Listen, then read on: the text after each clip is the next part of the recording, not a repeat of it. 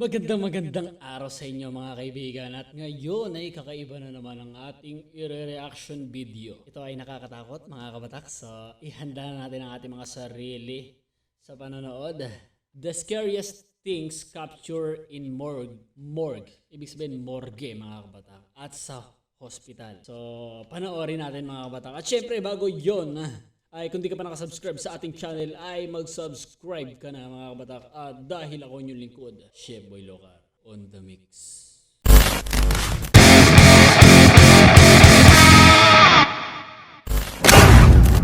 So let's get it on mga kaibigan, magpapatuloy na tayo. They were created to protect the health and lives of people. However, for some hospitals only represent the previous step before death. In stories, it is said that feelings and emotions of the ones dying are compressed in these places, charging their walls with negative energies that generate all kinds of disturbing phenomena that have managed to be captured on camera, and of which in this video, you will be a privileged witness.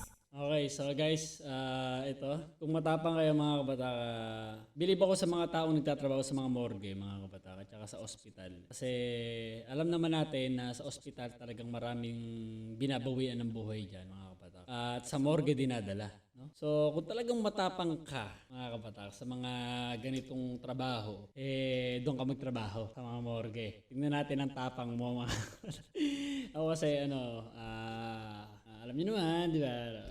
Mahirap magtrabaho sa mga ganyan. Lalo na kunyari ikaw lang yung duty tapos sabi madaling araw, no? Nag-i-embalsa mo. Nako, delikado. Delikado. So tara, panoorin natin ito mga kabatak. My name is Leonor Clay, and this is The Darkest Secret. Today we present the most terrifying things captured in morgues and hospitals. Much of the videos that you're about to see were sent by my audience. Inside, maybe employees think the opposite. Move na natin guys, move na natin. Yan. Okay, may CCTV. May dalawang nakatayo. Ay, ano pala? Hindi pala.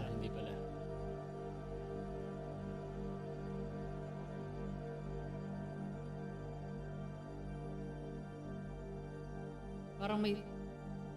Ito ba sa ambulansya?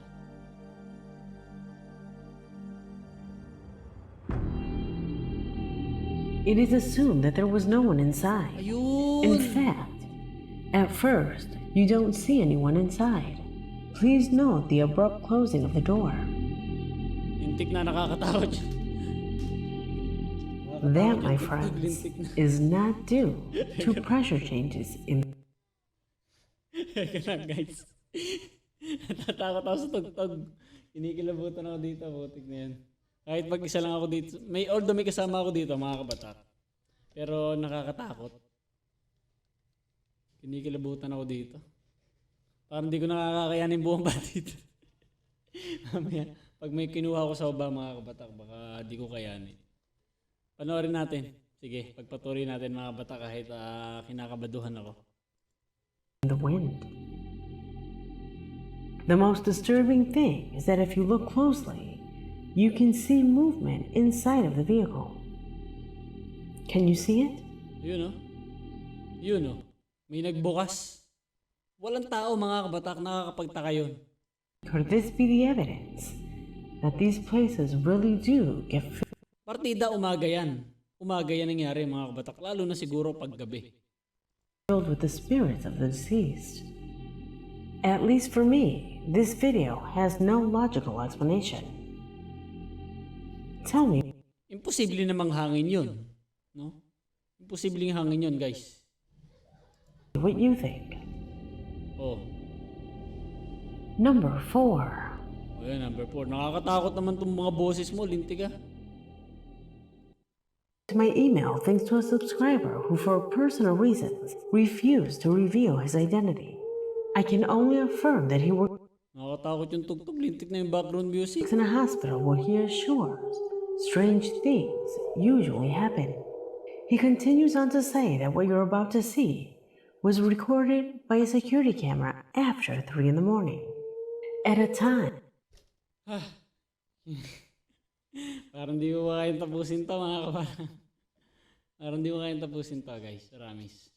Nakakatakot. Kasama kaya tayo. Sama mo. Nakakatakot. Okay, pagpatuloy natin.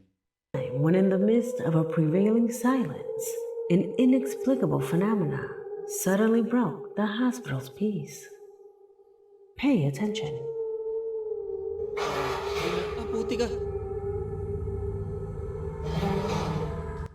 Putik na, nakakapangilabot, lintik na. Ito yung mga ayoko ito yung mga ayoko mga kabatak. Sa ospital ya, sa ospital. Ospital nga ba ito? Nakakatawa po, parang may tao dito. Hindi pala. Akala ko tao yun eh. Putik na yun, nakakatakot. Basta na umisod. Putik na yan. Posible namang green screen yan, no? May nagtutulak. Putik na. Yun, no? Intik na yan. Nakakatakot. Putik na yan. Kayo mga kaibigan, kaya nyo ba tumagal sa ganyan? Wala ko. Ito pa nga lang, ito.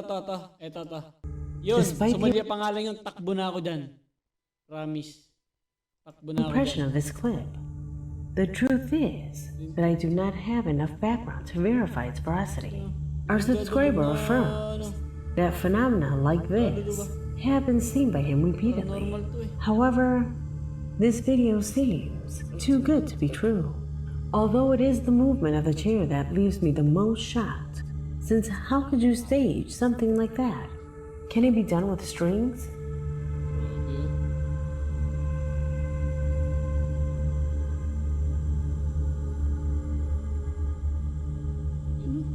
Wala namang kita.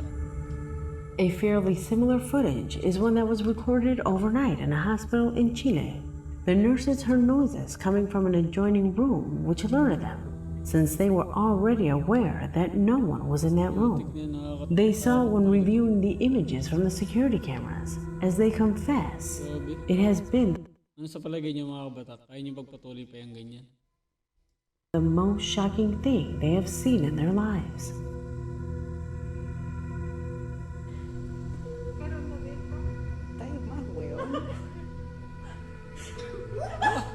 Musod!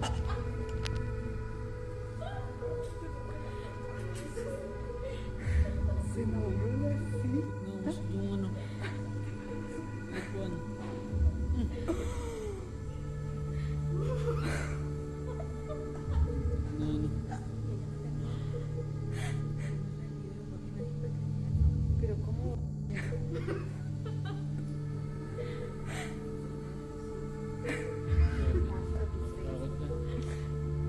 Teka lang guys. Takot din.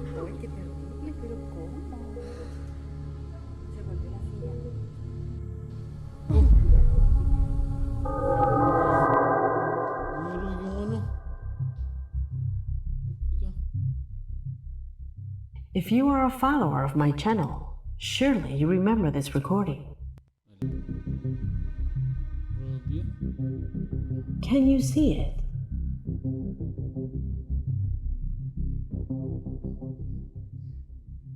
Do you think it's a spirit? Ay, parang espiritu. Leave it in the comments. Parang espiritu Number mga kabatak.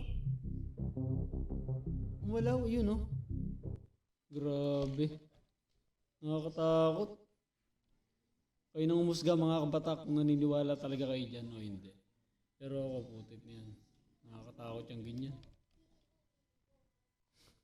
Patingin-tingin ako sabi sa hagdan namin eh. Parang di ko kayang tapusin tong video nito. Putik niyan.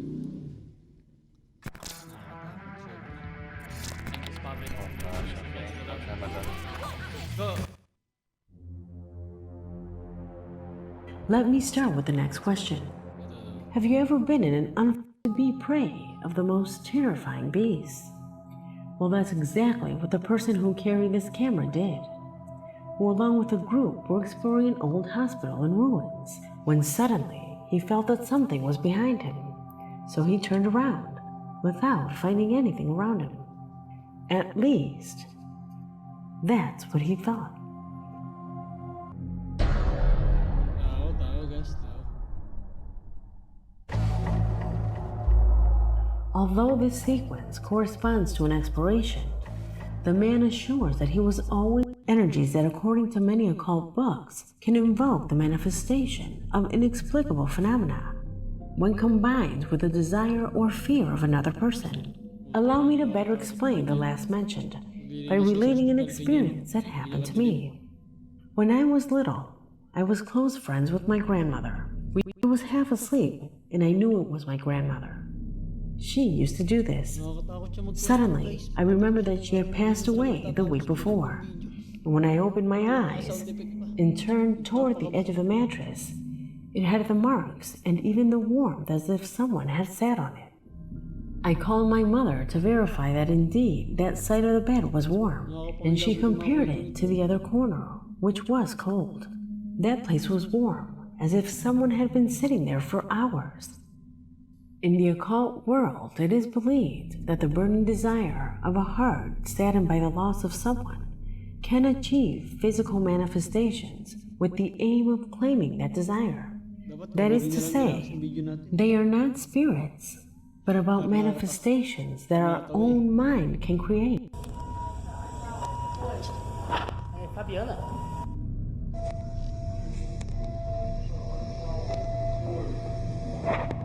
Pakita.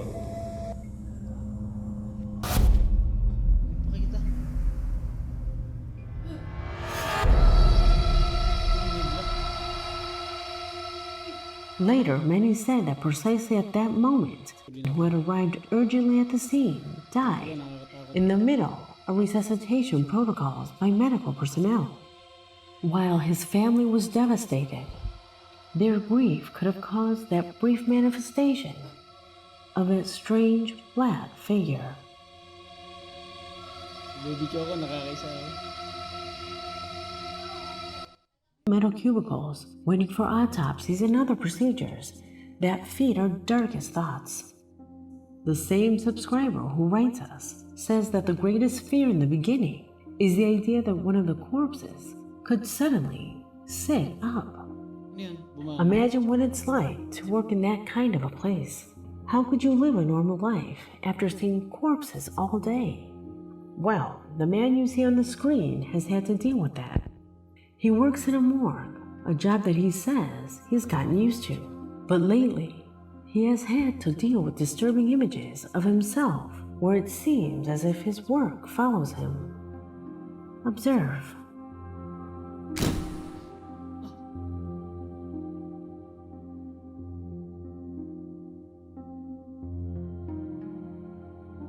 Ako sa likod niya.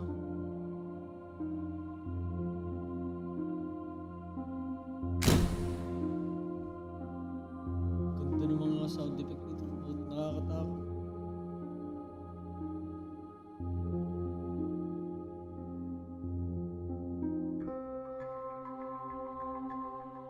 The man claims that that selfie was taken while inside of his vehicle, just as he was leaving his job. In the photo, there is the face of a person whose body had arrived at the morgue that week. Videos that undoubtedly give food for thought. Ayoko na. Hindi ko tatapusin to guys. Putik na, nakakatakot masyado. Oo, nakakatakot. Nakakatakot sobra. Kinikilabutan ako mga kabatak. No? Siguro next video naman natin mga kabatak yung nakakatawa naman. Ayaw mga ganito mga reaction dito na nakakatakot. So okay. So baka dito muna natin tatapusin tong ating vlog. Putik niyan.